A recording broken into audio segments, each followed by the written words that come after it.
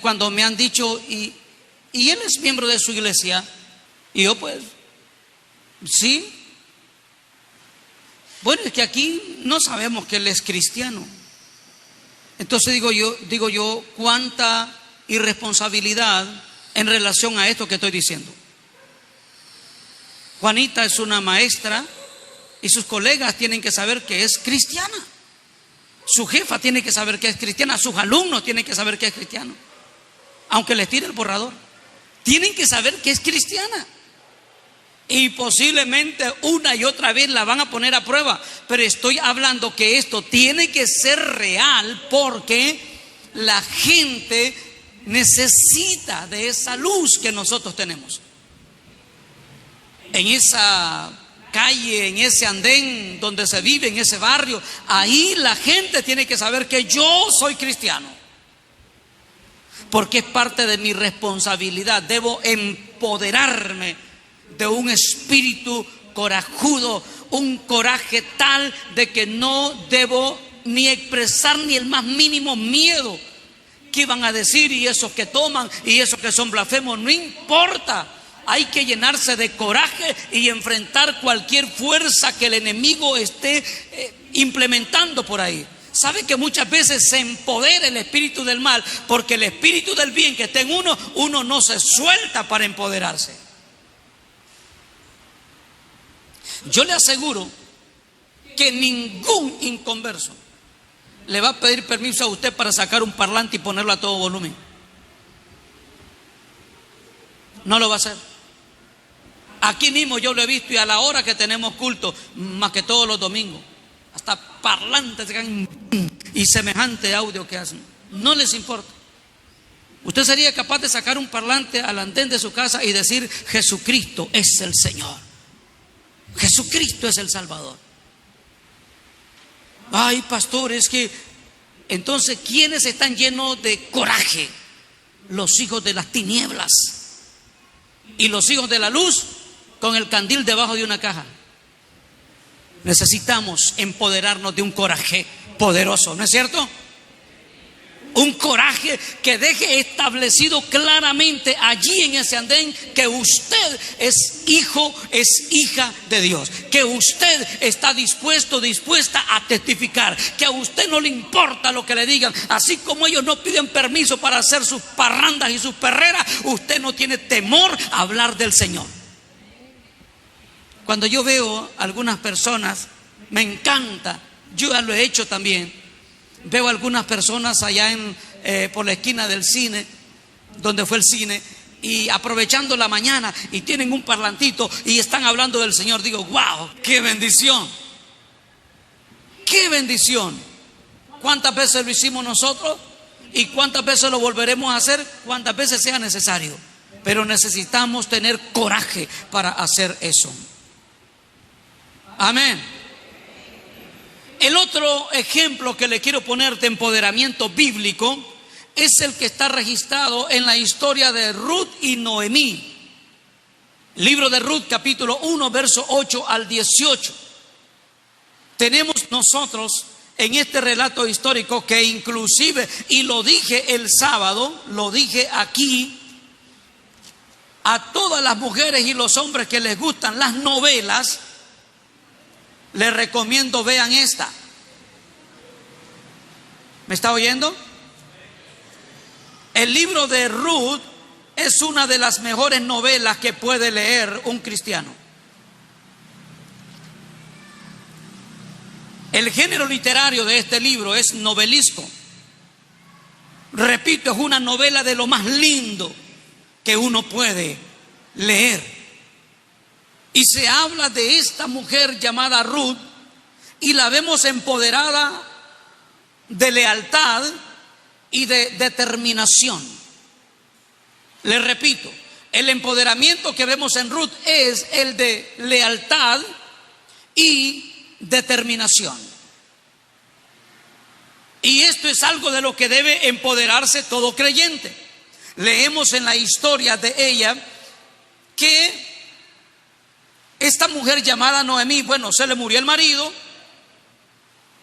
Las dos nueras, Orfa y Ruth, que estaban casadas con sus dos hijos, también quedan viudas. Se le mueren los 2 hijos a la señora. Cuando ella se mira en este, entre comillas, fracaso, entonces le dice a sus nueras que se vuelvan a su pueblo. Ellas eran moabitas. Que se vuelvan a su pueblo. Las 2 lloran, las 2 dicen: no te podemos dejar. Al final de cuentas queda convencida Orfa que debe irse y se va. Pero mire, en el caso de Ruth, leemos desde el verso 8 al versículo 18. Y Noemí dijo a sus 2 nueras: andad, volveos cada una a la casa de su madre. Jehová haga con vosotras misericordia, como la habéis hecho con los muertos y conmigo. Os conceda Jehová que halléis descanso cada una en casa de su marido. Luego las besó, y ellas alzaron su voz y lloraron, y le dijeron: ciertamente nosotras iremos contigo a tu pueblo. Y Noemí respondió: volveos, hijas mías, ¿para qué habéis de ir conmigo? ¿Tengo yo más hijos en el vientre que puedan ser vuestros maridos? Volveos, hijas mías, e idos, porque yo ya soy vieja para tener marido. Y aunque dijese: esperanza tengo, y esta noche estuviese con marido, y aún diese a luz hijos, ¿habíais vosotras de esperarlos hasta que fuesen grandes? ¿Habíais de quedaros sin casar por amor a ellos? No, hijas mías, que mayor amargura tengo yo que vosotras, pues la mano de Jehová ha salido contra mí. Y ellas alzaron otra vez su voz y lloraron. Y Orfa besó a su suegra, mas Ruth se quedó con ella. Y Noemí dijo: he aquí tu cuñada se ha vuelto a su pueblo y a sus dioses, vuélvete tú tras ella. Responde Ruth: no me ruegues que te deje y me aparte de ti, porque a donde quiera que tú fueres iré yo, y donde quiera que vivieres viviré. Tu pueblo será mi pueblo, y tu Dios mi Dios. Donde tú murieres moriré yo, allí seré sepultada. Así me haga Jehová, y aún me añada, que solo la muerte hará separación entre nosotras 2. Y viendo Noemí que estaba tan resuelta a ir con ella, no dijo más. El empoderamiento que tiene Ruth es el de la lealtad y la determinación. Fíjense ustedes, para comenzar, ella es una mujer moabita. Y número 2, ella no se le da ni la más mínima esperanza de que pueda volver a casarse con un hijo de esta señora, porque ella ya es vieja, ella misma lo dice. Pero esta mujer que estuvo en las buenas con Noemí, ahora le demuestra la lealtad al estar con ella también en las malas. ¿Ya se fijaron? Es que es fácil estar con alguien cuando esté en las buenas, ¿o no es así? Qué facilito es cuando todo marcha bien. Pero cuando las cosas comienzan a marchar mal, cuando las cosas no son lo que esperaba, es ahí donde se demuestra la verdadera lealtad. Y esta mujer la demostró ahí. Pero algo más tiene ella, y es que no solo lealtad, sino que tiene la determinación, escúcheme esto, dejar a sus padres, dejar su cultura, dejar sus dioses, convertirse al Dios de Noemí, hacer el pueblo de Noemí el pueblo de ella, y estar determinada a que lo único que haría separación entre ellas 2 era la muerte. La lealtad y la determinación fueron coronas en la vida de Ruth. Ahora, como les dije, este género literario es novelesco.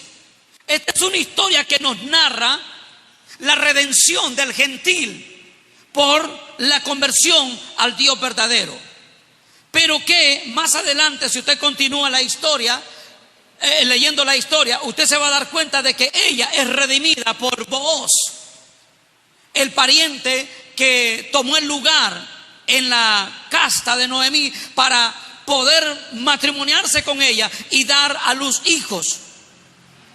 Y esto se convierte exactamente en la relación de Dios con su pueblo o de Cristo con su iglesia. donde el Señor redime, salva a alguien que ya no tiene esperanza. Y nosotros, como esos redimidos, porque de acuerdo a las Escrituras hemos sido redimidos de todo pueblo, de toda tribu, de toda lengua, de toda nación. ¿Está de acuerdo conmigo? Lo dice la palabra de Dios. Hemos sido redimidos de todas las descendencias en el mundo. Y hemos sido redimidos con un precio, la sangre de Jesucristo. Jesucristo pagó el precio de nuestra redención. Entonces esto se convierte en la relación de la iglesia con Cristo. Y la iglesia tiene que ser leal a Cristo. Yo estoy diciéndole esto a la iglesia. La iglesia no puede casarse con el mundo. La iglesia no puede hacer una alianza con poderes políticos. La iglesia no puede amalgamarse con la fortuna de alguien. La iglesia tiene que mantenerse fiel, leal a su Señor. Como la mujer, dice el apóstol Pablo, digo, como la iglesia, dice el apóstol Pablo, está sujeta a Cristo.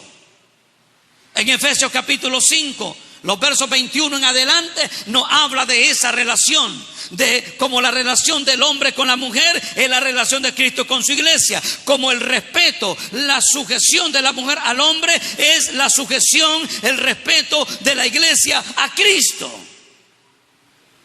Entonces la iglesia tiene que aprender a ser leal al Señor, sea que reciba respuestas del Señor o no reciba respuestas del Señor. El creyente tiene que ser leal, sea que Dios le conteste la oración o no le conteste la oración. El creyente tiene que ser leal en medio de un mundo que se hunde cada día y la iglesia está siendo arrastrada a cometer actos de fornicación espiritual, adulterio espiritual, mundanalidad, deseos carnales y todo lo que el diablo y el mundo ofrecen. La iglesia debe mantenerse pura, debe mantenerse santa, debe mantenerse sin mancha, debe mantenerse sin arrugas. No sé si lo está entendiendo.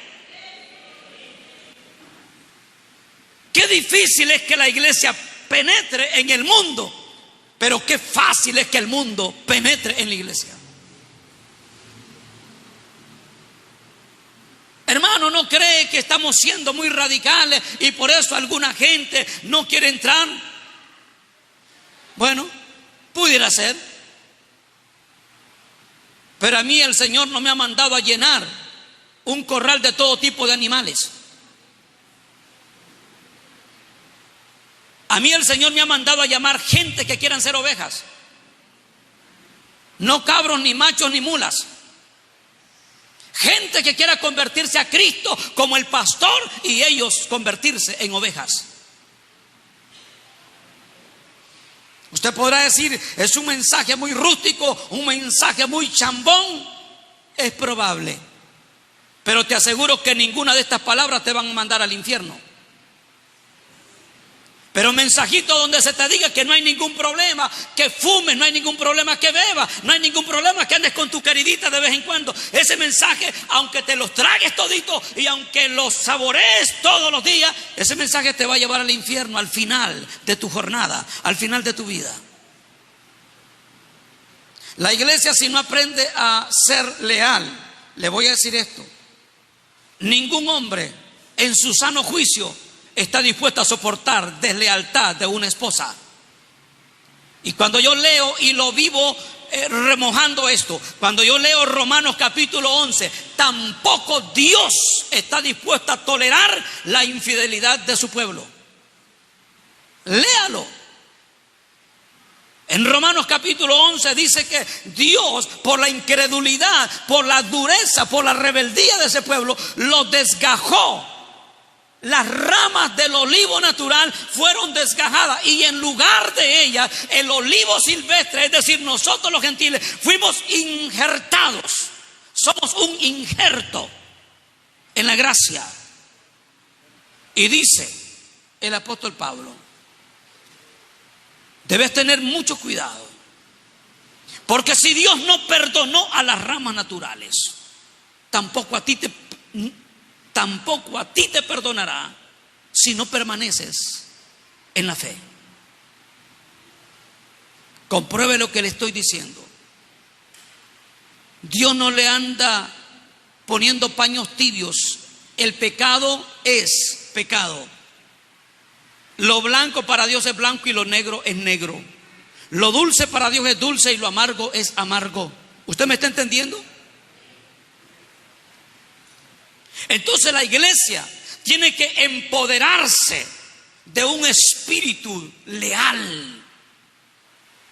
No importa cuánto prospere el mundo y tal vez nosotros estamos siendo golpeados en cualquier área de la vida, deje que el mundo siga su afán y su inclinación y su enfoque. Usted siga enfocado en ser fiel a su Señor.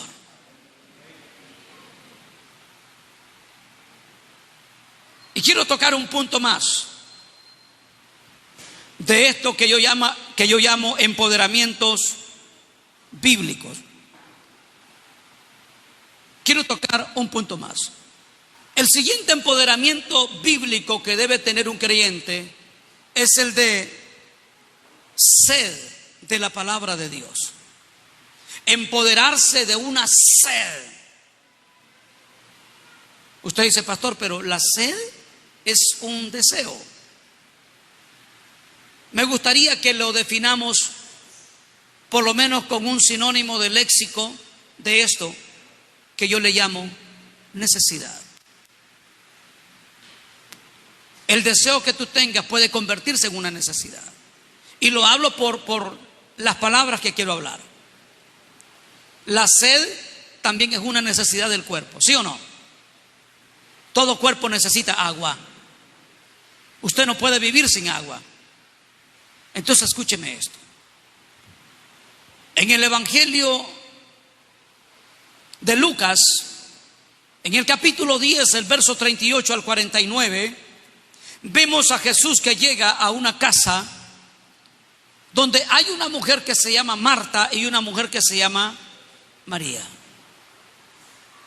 Parece que esta era una casa que el Señor frecuentaba.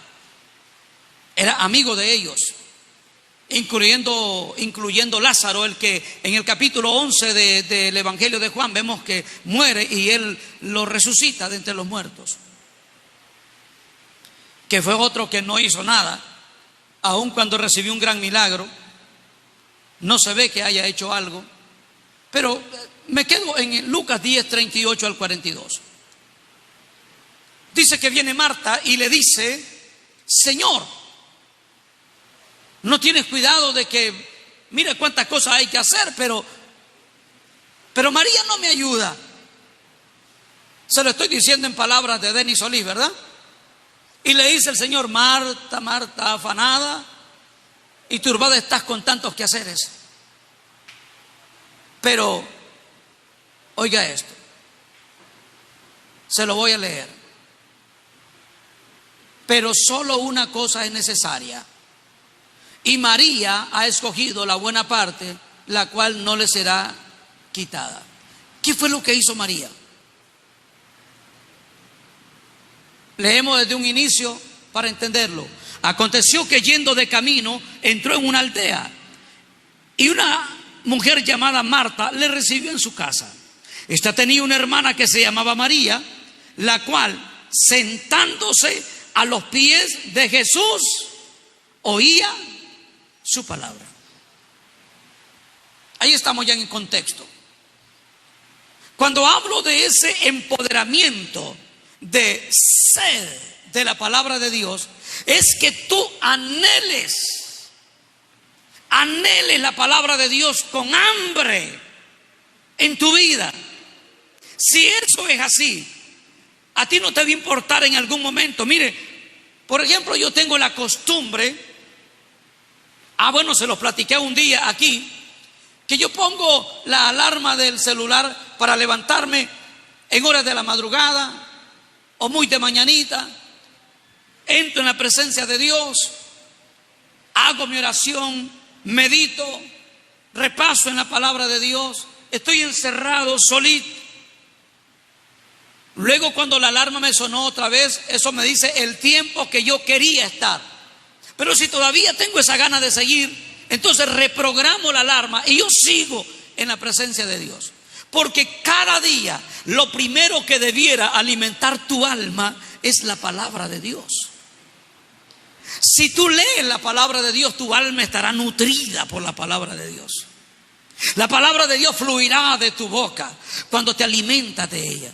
O quizás tú lo hagas diferente. Tú apartes un tiempo en el día para leer un poco, una porción de la palabra. O si llevas una secuencia de libros, a lo mejor una cantidad de capítulos. Pero lo que quiero decir es, no solo es cuestión de leerla. Porque tener esa sed de la palabra de Dios tiene que ver con el deseo de obedecerla, aplicarla a la vida diaria. El poder tener como base de acciones, de pensamientos, de sentimientos, la palabra de Dios. Que cuando salga por ahí la tentación, que cuando venga la dificultad, tu boca pueda mantener una palabra fresca, como el Señor Jesucristo cuando tuvo hambre y le dice el diablo: si eres el Hijo de Dios, di que esas piedras se conviertan en pan. Imagínense usted que usted esté con una gran hambre y que le diga a alguien: vení, te voy a invitar a que nos comamos ahí una buena fritanga o un buen servicio de comida, pero quiero que hagas esto. Y usted está con hambre, y que usted pueda decir como el Señor: escrito está, no solo de pan vivir el hombre, sino de toda palabra que sale de la boca de Dios. Mira, tírate, está escrito en la palabra que el Señor enviará a su ángel, te tomará en sus brazos para que tu pie no tropiece en piedra. Estaba en el pináculo del templo. Y le dice el Señor: escrito también está, no tentarás al Señor tu Dios. Le dice el diablo: mira la gloria de ese reino. Todo me ha sido entregado a mí y yo se lo doy a quien quiero. Si te postras y me adoras, será tuyo.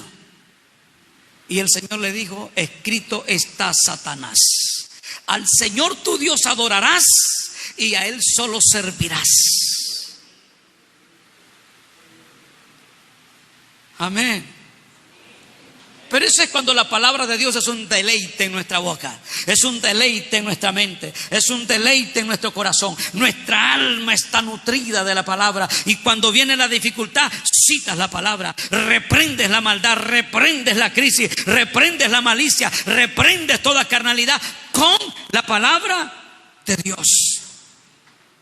Empodérese de eso. Dígale al Señor: ayúdame, yo quiero tener sed de la palabra. Yo quiero tener sed de la palabra. Quiero tener sed de la palabra. Que escuchar la palabra de Dios no te aburra. Que escuchar la palabra de Dios no te traiga sueño.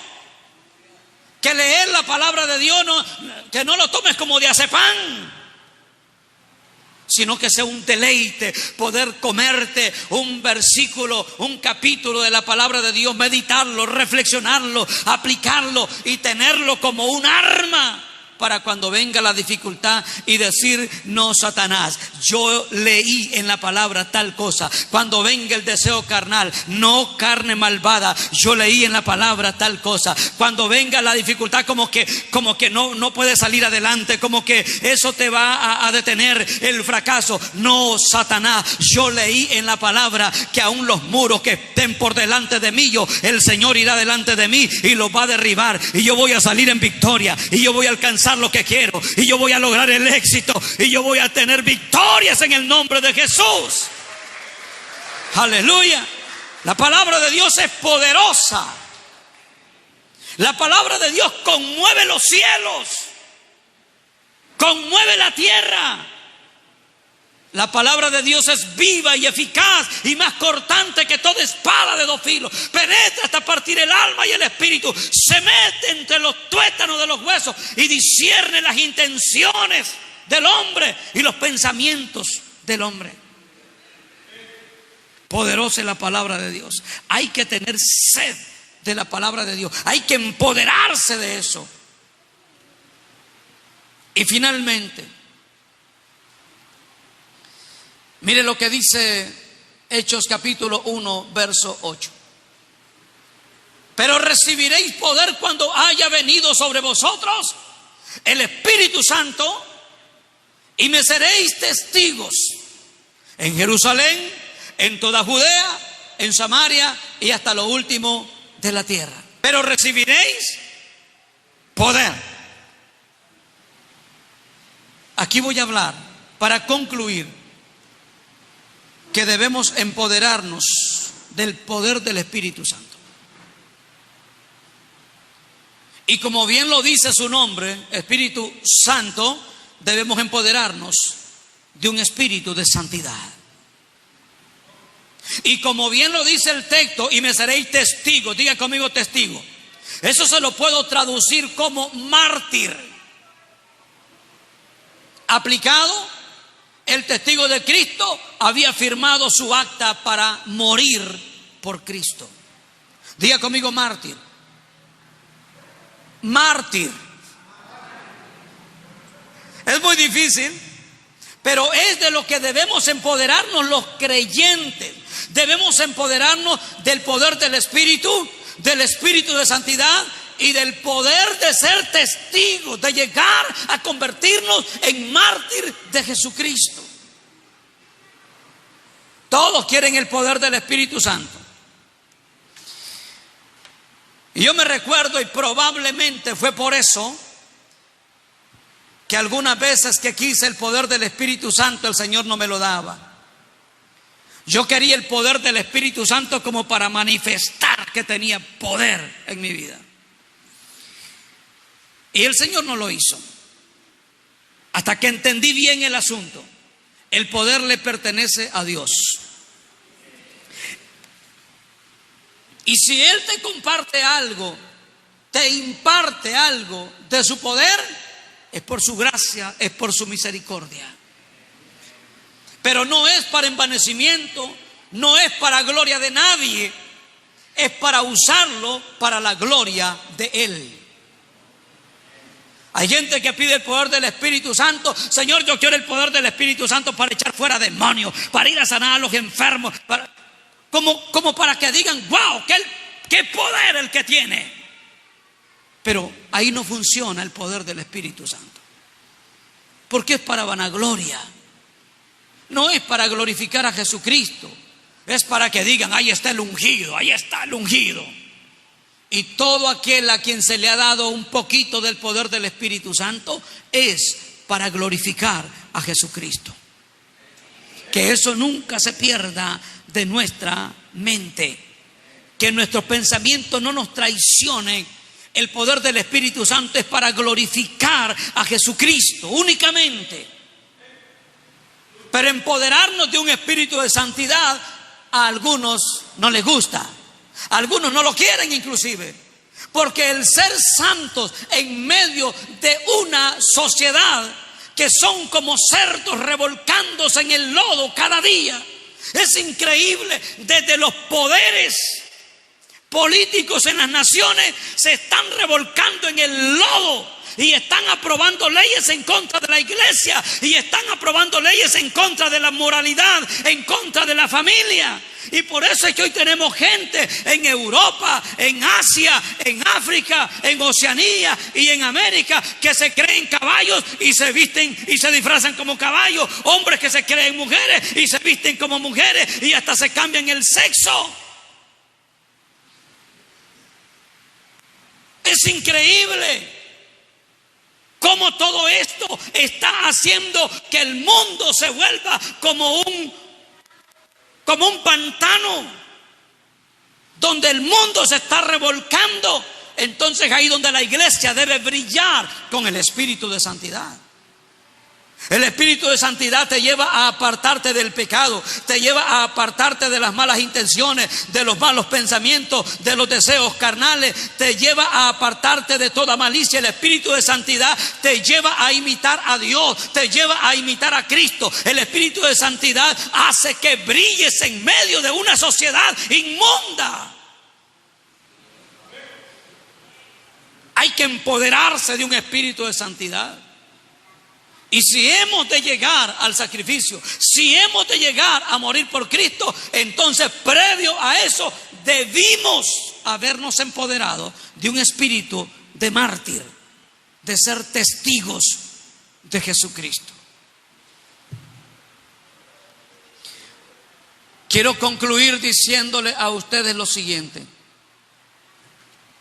Hoy los empoderamientos que se ven en algunos seminarios, en algunos congresos, en algunos eventos donde van miles de gente, los empoderamientos que vemos es para glorificar la personalidad.